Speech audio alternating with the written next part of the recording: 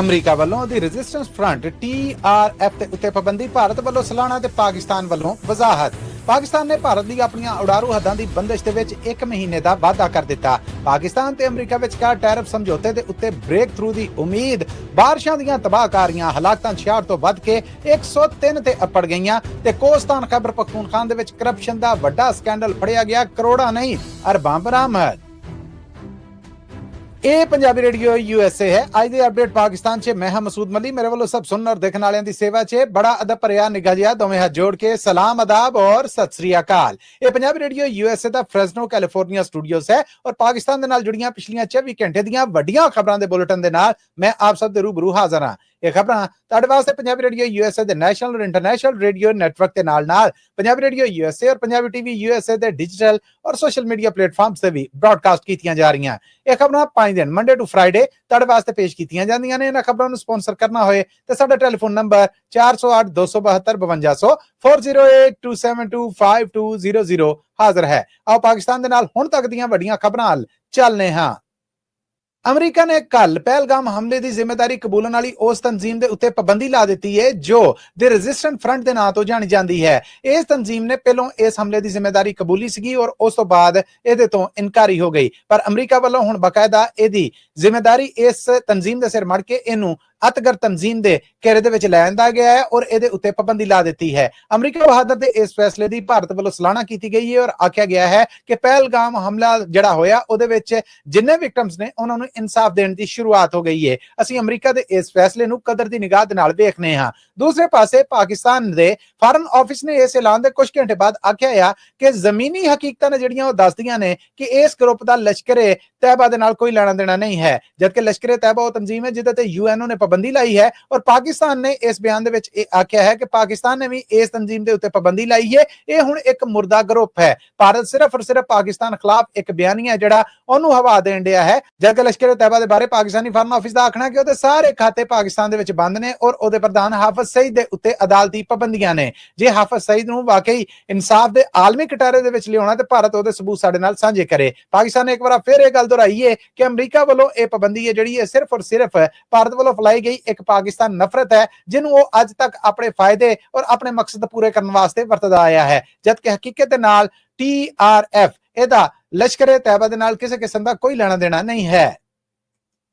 ਪਾਕਿਸਤਾਨ ਔਰ ਭਾਰਤ ਦੀ ਆਪਸੀ ਲੜਾਈ ਤੋਂ ਬਾਅਦ ਦੋਵੇਂ ਮੁਲਕਾਂ ਨੇ ਇੱਕ ਦੂਜੇ ਵਾਸਤੇ ਆਪਣੀਆਂ ਉਡਾਰੂ ਹੱਦਾਂ ਬੰਦ ਕਰ ਦਿੱਤੀਆਂ ਸੀਗੀਆਂ, ਜਿਹਨੂੰ ਫਿਰ ਵਕਫੇ ਦੇ ਨਾਲ ਗਾਂ ਵਧਾਇਆ ਜਾਂਦਾ ਰਿਹਾ। ਪਾਕਿਸਤਾਨ ਵੱਲੋਂ ਹਰ ਮਹੀਨੇ ਇਸ ਪਾਬੰਦੀ ਦੇ ਉੱਤੇ 1 ਮਹੀਨੇ ਦਾ ਵਾਅਦਾ ਕੀਤਾ ਜਾਂਦਾ ਹੈ, ਜਦਕਿ ਤਾਜ਼ਾ ਜਿਹੜੀ ਖਬਰ ਆਈ ਹੈ ਉਹਦੇ ਵਿੱਚ ਪਾਕਿਸਤਾਨ ਨੇ ਇੱਕ ਵਾਰ ਫਿਰ ਭਾਰਤ ਵਾਸਤੇ ਆਪਣੀਆਂ ਉਡਾਰੂ ਹੱਦਾਂ ਨੇ ਜਿਹੜੀਆਂ ਉਹਨਾਂ ਨੂੰ ਬੰਦ ਕਰਨ 'ਚ 1 ਮਹੀਨੇ ਦਾ ਵਾਅਦਾ ਕਰ ਦਿੱਤਾ ਹੈ। ਯਾਦ ਰਵੇ ਕਿ ਦੋਵੇਂ ਮੁਲਕਾਂ ਦੀਆਂ 에ਅਰਲਾਈਨਸ ਜਿਹੜੀਆਂ ਪਹਿਲਾਂ ਇੱਕ ਦੂਸਰੇ ਦੇ ਮੁਲਕਾਂ ਦੇ ਵਿੱਚੋਂ ਦੀ ਲੰਘਦੀਆਂ ਸਨ, ਉਹ ਹੁਣ ਆਪਣੇ ਰੂਟ ਬਦਲ ਕੇ ਕਿਸੇ ਦੂਰ ਦਰਾਡੇ ਪੈਂਡੇ ਪੂਰੇ ਕਰਕੇ ਆਪਣੀਆਂ ਮੰਜ਼ਿਲਾਂ ਤੱਕ ਪਹੁੰਚ ਰਹੀਆਂ ਨੇ। ਇਹਦੇ ਨਾਲ ਦੋਵੇਂ ਮੁਲਕਾਂ ਦੀਆਂ 에ਅਰਲਾਈਨਸ ਨੇ ਜਿਹੜੀਆਂ ਉਹਨਾਂ ਨੂੰ ਲੱਖਾਂ ਨਹੀਂ ਕਰੋੜਾਂ ਰੁਪਈਆਂ ਦਾ ਨੁਕਸਾਨ ਜਿਹੜਾ ਉਹ ਚੁੱਕਣਾ ਪੈਣ ਡਿਆ ਆ, ਪਰ ਆਪਸੀ ਮਤਕਾ ਹੈ ਜਿਹੜਾ ਉਹਦੇ ਕਾਰਨ ਇਹ ਪਾਬੰਦੀ ਹੈ ਜਿਹੜੀ ਪਰਾਂ ਹੁੰਦੀ ਫਿਲਹਾਲ ਨਜ਼ਰ ਨਹੀਂ ਆਉਣ ਡਈ। ਪਾਕਿਸਤਾਨ ਵੱਲੋਂ ਇਸ ਪਾਬੰਦੀ ਦੇ ਵਿੱਚ ਵਾਅਦਾ ਕਰਦਿਆਂ ਹੋਇਆਂ ਐਲਾਨ ਕੀਤਾ ਗਿਆ ਆ ਕਿ ਭਾਰਤ ਵੱਲੋਂ ਸਾਡੀਆਂ ਉਡਾਰੂ ਹੱਦਾਂ ਨੇ ਜਿਹੜੀਆਂ ਉਹ ਬੰਦ ਕਰਨ ਵਾਸਤੇ ਪਹਿਲ ਕੀਤੀ ਗਈ, ਜਿਹਦੇ ਜਵਾਬ 'ਚ ਪਾਕਿਸਤਾਨ ਨੇ ਆਪਣੀਆਂ ਉਡਾਰੂ ਹੱਦਾਂ ਨੇ ਜਿਹੜੀਆਂ ਉਹ ਭਾਰਤ ਵਾਸਤੇ ਬੰਦ ਕੀਤੀਆਂ। ਇਸ ਪਾਬੰਦੀ ਦੇ ਵਿੱਚ ਪਾਕਿਸਤਾਨ 1 ਮਹੀਨੇ ਦਾ ਹੋਰ ਵਾਅਦਾ ਕਰਦਾ ਹੈ।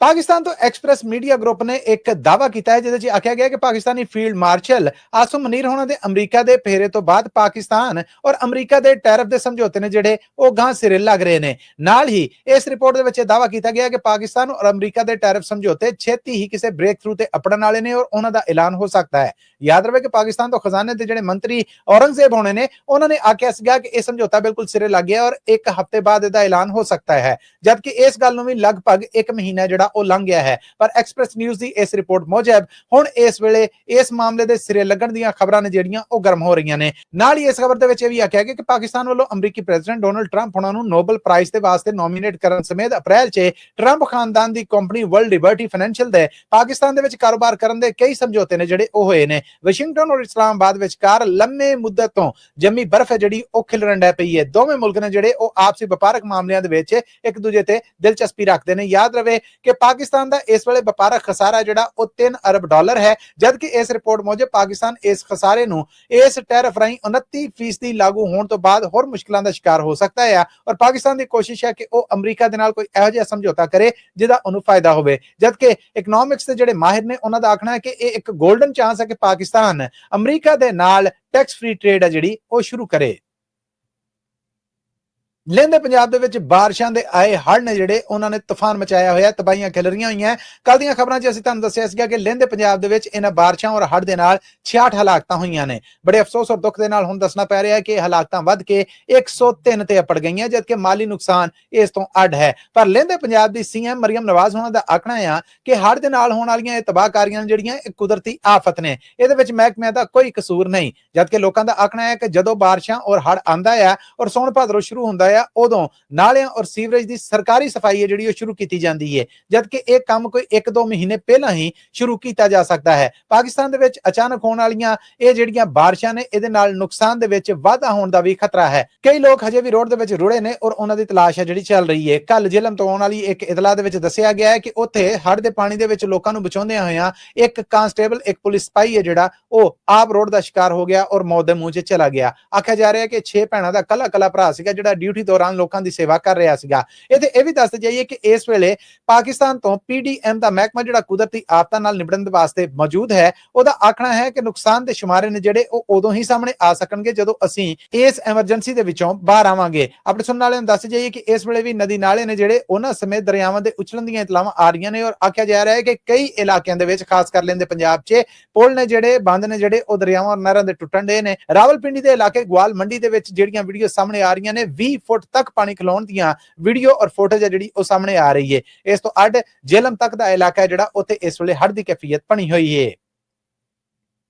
ਨੈਬ ਦੇ ਮਹਿਕਮੇ ਵੱਲੋਂ ਪਾਕਿਸਤਾਨ ਦੇ ਸੂਬੇ ਖੈਬਰ ਪਖਤੂਨਖਵਾ ਚੋਂ ਇੱਕ ਵੱਡਾ ਸਕੈਂਡਲ ਫੜਿਆ ਗਿਆ ਹੈ, ਜਿਹਦੇ 'ਚ ਆਖਿਆ ਜਾ ਰਿਹਾ ਹੈ ਕਿ 77 ਲਗਜ਼ਰੀ ਗੱਡੀਆਂ, 109 ਜਾਇਦਾਦਾਂ ਔਰ ਅਰਬਾਂ ਰੁਪਈਆ ਜਿਹੜਾ ਉਹ ਫੜਿਆ ਗਿਆ ਹੈ। ਇਹ ਅਰਬਾਂ ਰੁਪਈਆ ਜਿਹੜਾ ਇਹਦੀ ਮਾਲੀਅਤ ਫਿਲਹਾਲ 25 ਅਰਬ ਦੱਸੀ ਜਾ ਰਹੀ ਹੈ, ਪਰ ਆਖਿਆ ਜਾ ਰਿਹਾ ਹੈ ਕਿ ਇਸ ਤੋਂ ਵੱਧ ਦੇ ਅਸਾਸੇ ਨੇ ਜਿਹੜੇ ਉਹ ਵੀ ਫੜੇ ਗਏ ਨੇ। ਖੈਬਰ ਪਖਤੂਨਖਵਾ 'ਚ ਇਮਰਾਨ ਖਾਨ ਦੀ ਸਰਕਾਰ ਔਰ ਉਸ ਤੋਂ ਬਾਅਦ ਉਹਨਾਂ ਦੀ ਸੂਬਾ ਸਰਕਾਰ ਦੇ ਮਾਮਲੇ ਨੇ ਜਿਹੜੇ ਉਹਨਾਂ ਦੇ ਵਿੱਚ ਸਾਹਮਣੇ ਆਉਣ ਵਾਲੀ ਇਸ ਰਿਪੋਰਟ ਦੇ ਵਿੱਚ ਦੱਸਿਆ ਗਿਆ ਹੈ ਔਰ ਜਿਹੜੀਆਂ ਸਰਕਾਰੀ ਦਸਤਾਵੇਜ਼ ਸਾਹਮਣੇ ਆਈਆਂ ਨੇ ਉਹਨਾਂ ਮੁਤਾਬਕ 109 ਜਾਇਦਾਦਾਂ ਜ਼ਬਤ ਕੀਤੀਆਂ ਗਈਆਂ ਜਿਨ੍ਹਾਂ ਦੀ ਮਾਲੀਅਤ 17 ਅਰਬ ਰੁਪਈਆ ਬਣਦੀ ਹੈ। ਇਸ ਤੋਂ ਅੱਡ ਇਹਨਾਂ ਦੇ ਵਿੱਚ 30 ਐਸੀਆਂ ਰਿਹਾਇਸ਼ਾਂ ਵੀ ਨੇ ਔਰ ਮਕਾਨ ਔਰ ਕੋਠੀਆਂ ਨੇ ਜਿਨ੍ਹਾਂ ਨੂੰ ਇਸ ਕਰਪਸ਼ਨ ਦੇ ਪੈਸੇ ਦੇ ਨਾਲ ਬਣਾਇਆ ਗਿਆ। 25 ਫਲੈਟਸ ਐਸੇ ਨੇ ਜਿਹੜੇ ਕਰਪਸ਼ਨ ਦੇ ਨਾਲ ਬਣਾਏ ਗਏ। ਇਸ ਦੇ ਨਾਲ 12 ਕਮਰਸ਼ੀਅਲ ਪਲਾਜ਼ੇ, ਦੁਕਾਨਾਂ, ਫਾਰਮ ਹਾਊਸਿਸ ਤੇ 175 ਕਨਾਲ ਜ਼ਰਈ ਰਕਬਾ ਜਿਹੜਾ ਉਹ ਪਿੰਡੀ ਔਰ ਇਸਲਾਮਾਬਾਦ ਦੇ ਵਿੱਚ ਫੜਿਆ ਗਿਆ ਹੈ। ਇਸ ਤੋਂ ਅੱਡ ਖੈਬਰ ਪਖਤੂਨਖਵਾ ਦੇ ਇਲਾਕੇ ਪਿਸ਼ਾਵਰ, ਐਬਟਾਬਾਦ ਔਰ ਮਾਨਸੇਰਾ ਦੇ ਵਿੱਚ ਵੀ ਇਸ ਸਕੈਂਡਲ ਦਾ ਘੇਰਾ ਖਿਲਾਰ ਦਿੱਤਾ ਗਿਆ ਹੈ ਔਰ ਉੱਥੋਂ ਵੀ ਵੱਡੀ ਗਿਣਤੀ ਦੇ ਵਿੱਚ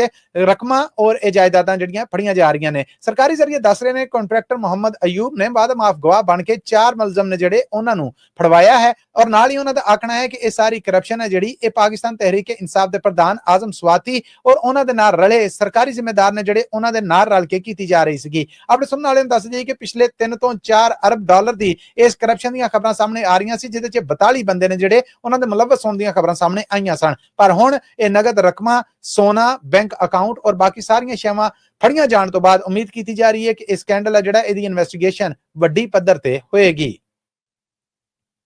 ਲਓ ਜੀ, ਅੱਜ ਤੱਕ ਲਈ ਅਪਡੇਟ ਪਾਕਿਸਤਾਨ ਚੋਂ ਇੰਨਾ ਹੀ। ਮੈਨੂੰ ਮਸੂਦ ਮੱਲੀ ਨੂੰ ਇਸ ਆਸ ਉਮੀਦ ਦੇ ਨਾਲ ਇਜਾਜ਼ਤ ਦਿਓ ਕਿ ਜ਼ਿੰਦਗੀ ਸ਼ਰਤੇ ਸਾਵਾਂ ਵਫਾ ਕੀਤੀ। ਫਿਰ ਮਿਲਾਂਗੇ। ਜੁੜੇ ਰਹਿਣਾ ਪੰਜਾਬੀ ਰੇਡੀਓ USA ਨਾਲ, ਸੁਣਦੇ ਰਹਿਣਾ ਇਹ ਖਬਰਾਂ ਸਾਡੇ ਨੈਸ਼ਨਲ ਇੰਟਰਨੈਸ਼ਨਲ ਰੇਡੀਓ ਨੈਟਵਰਕ ਦੇ ਨਾਲ ਪੰਜਾਬੀ ਰੇਡੀਓ USA ਔਰ ਪੰਜਾਬੀ TV USA ਦੇ ਡਿਜੀਟਲ ਔਰ ਸੋਸ਼ਲ ਮੀਡੀਆ ਪਲੇਟਫਾਰਮਸ ਤੋਂ ਵੀ। ਅੱਜ ਤੱਕ ਲਈ ਇੰਨਾ ਹੀ। ਇਸ ਆਸ ਉਮੀਦ ਦੇ ਨਾਲ ਛੱਡੀ ਜਾ ਰਹੇ ਹਾਂ ਕਿ ਫਿਰ ਮਿਲਾਂਗੇ। ਸਾਡੀਆਂ ਇਹਨਾਂ ਖਬਰਾਂ ਨੂੰ ਸਪਾਂਸਰ ਵੀ ਜ਼ਰੂਰ ਕਰਨਾ। ਟੈਲੀਫੋਨ ਨੰਬਰ 408 272 5200 4082725500 ਤੇ ਸੰਪਰਕ ਕੀਤੇ ਜਾ ਸਕਦੇ ਨੇ। ਅੱਜ ਤੱਕ ਲਈ ਇੰਨਾ ਹੀ। ਫਿਰ ਮਿਲਾਂਗੇ। ਉਹਦੀ ਮੁਲਾਕਾਤ ਤੱਕ ਲਈ ਤੁਹਾਡਾ ਮੇਰਾ ਸਾਰਿਆਂ ਦਾ ਰੱਬ ਰਾਖਾ।